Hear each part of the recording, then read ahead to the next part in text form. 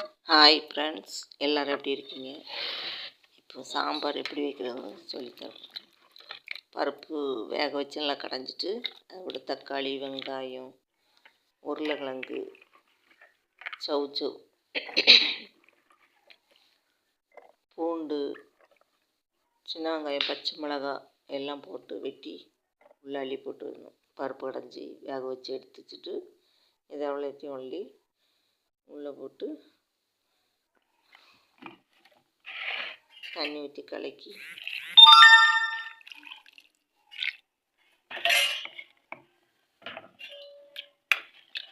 Cooker போட்டு சின்னதாக வைப்பேன்.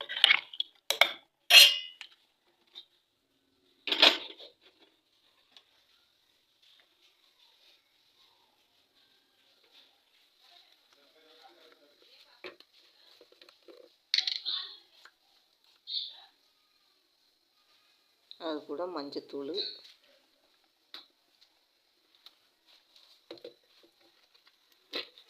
காய்கறி, உப்பு,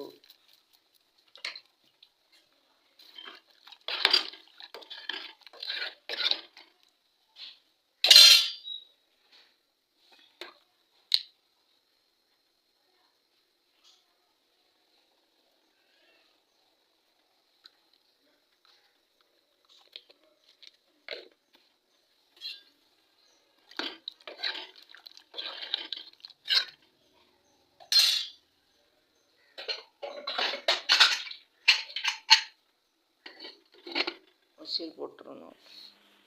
இந்த உடனே ஒரு ஜாரில் தேங்காய், சின்ன வெங்காயம், பச்சை மிளகாய், ஜீரகம் போட்டு அரைச்சி வச்சுக்கிடணும்.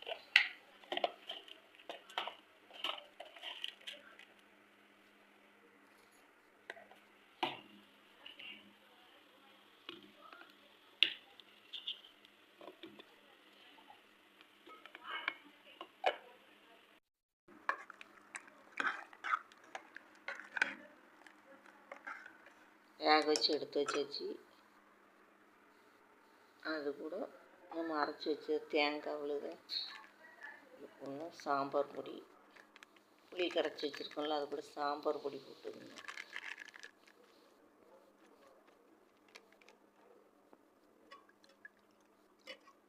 சாம்பார் பொடி போட்டு நல்லா கலக்கி வச்சுட்டு தேங்காய் அது கூட கொட்டிடணும்.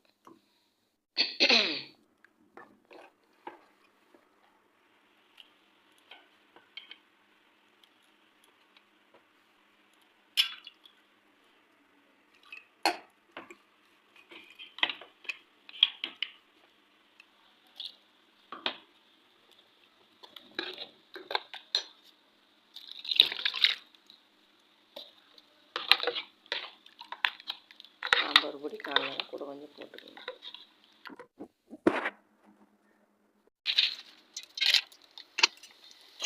அப்புறம் சாம்பார் சாப்பாடு எடுத்து பேட்டு பொரித்து எடுத்து வச்சாச்சு. அந்த எண்ணெயிலே நம்ம தாளிச்சிக்கணும்.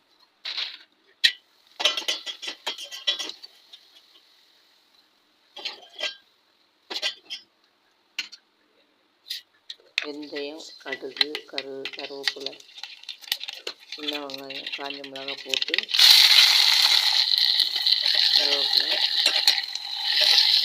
மல்லி இலை போட்டு நல்லா வதக்கி தாளிச்சம் பண்ணி சாம்பார் கூட ஊற்றிடணும்.